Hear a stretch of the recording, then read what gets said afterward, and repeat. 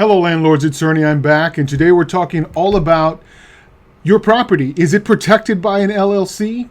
If it's not, I'm going to tell you 4 reasons why you should protect your property with an LLC. Let's get started. As you know, every week I'm here with content that's set up to defend your most important assets. Every week you'll see new content from us. If you're enjoying the videos you see, please give us a like. And if you haven't subscribed yet, please consider subscribing. This week we're talking about the protections that you can gain and the 4 reasons why you should have an LLC shielding you from your property and your property from other property. We're going to get right to that. And I want to know what your experiences have been with an LLC. Have you operated without one for a certain number of years? Are you consciously avoiding setting up an LLC? Do you have questions about the procedures to set up an LLC? I want to know in the comments below what your thoughts are regarding protection of your property with or without an LLC. So this week we're talking about 4 basic reasons why you should incorporate an LLC into your plan as a landlord. The first one is very simple. It has everything to do with individual liability. And it works in 2 directions. If you own property that you rent to tenants and you own the title in your own name and you own your own home and you own other assets, accounts, vehicles, other things that are titled all in your own name. Well, these things are all connected by you. And if anything should go wrong with your rental agreement, it is possible that liability from that cause of action could exceed the value of the home. And once that happens, then your other assets are just as likely to be seized or negatively impacted by a judgment lien. And so you can limit the liability of any claim that might arise out of a lawsuit having to do with a rental by simply making your LLC, a holding company, a gap or a wall, a barrier between you and your individually owned other personal assets. And so here's how it works. By establishing an LLC, you can make it the owner of the rental property. Therefore, if any lawsuit happens to come by virtue of the LLC leasing to a tenant, only the property that's held by that LLC is subject to seizure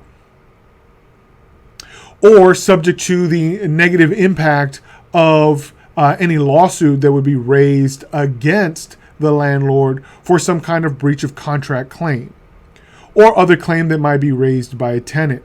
Additionally, if you are renting to third parties and you have some debt that you owe on your individual basis, your rent house is a non-exempt asset.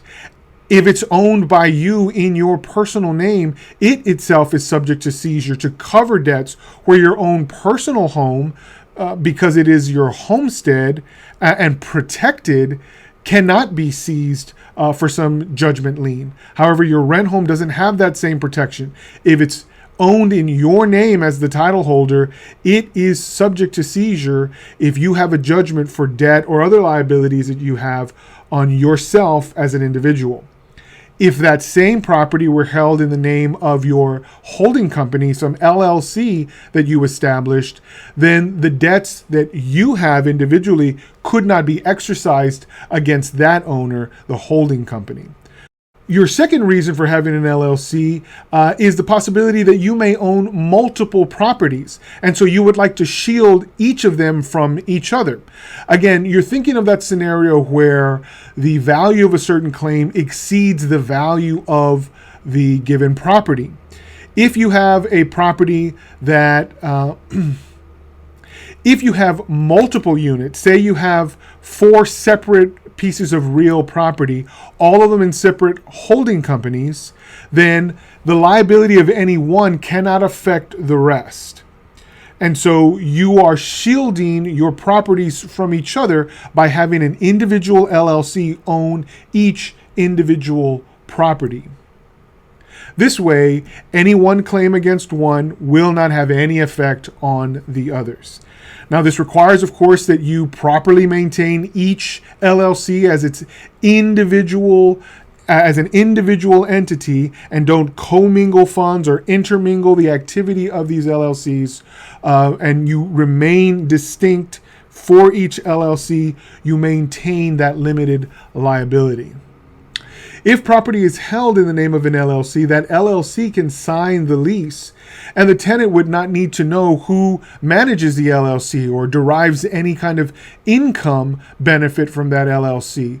All the tenant would know is that a particular holding company is the actual owner and is the landlord for all intents and purposes. This way, any lawsuits that are issued by the LLC are not directly connected to you, the managing member of that LLC. And even though you are deriving some kind of earning from the LLC, the fact is the LLC is the actual owner, and in this case would be the landlord associated with that particular lease. Finally, because a property is owned by an LLC, management of it and control over those assets can easily be shifted to someone else without having to issue a new title. This is important, particularly when family-held businesses have certain property that's controlled by or owned by an LLC, and certain members are not available to conduct certain business having to do with that LLC, sometimes because of age or death, or geography. If someone's simply not around, an agent of the LLC can continue to conduct business so long as they are authorized by the managing members of that LLC. And these things can all be established with written agreements held by the LLC and can be maintained, again, by agents, again, by appointment of the managing members of the LLC. I hope this information was helpful for you. I hope you use it to establish your own LLC in the future in order to protect yourself from individual liability from your rent property, as well as to shield various properties that you might own from each other, and to establish anonymity for yourself, as well as ease in management should the need ever arise to delegate certain duties or responsibilities to other parties without having to change ownership. Let me know in the comments below if you have had experiences with these or difficulties with these kinds of changes. I know for sure if you're still paying a mortgage, you're going to have to contact the lender. Many mortgages establish a clause in the mortgage that limits your ability to transfer title to an LLC unless you have the written permission of your lien holder. Make sure that if that's the case for you, that you contact your lien holder and ask before you make any of these changes. If you are interested in additional content from us, YouTube seems to believe that the video here on the screen is something you might enjoy. Additionally, if you're interested in subscribing, there's a picture of me on the screen that you can click to become a subscriber. Again, we constantly welcome your comments below. But until next time, happy leasing.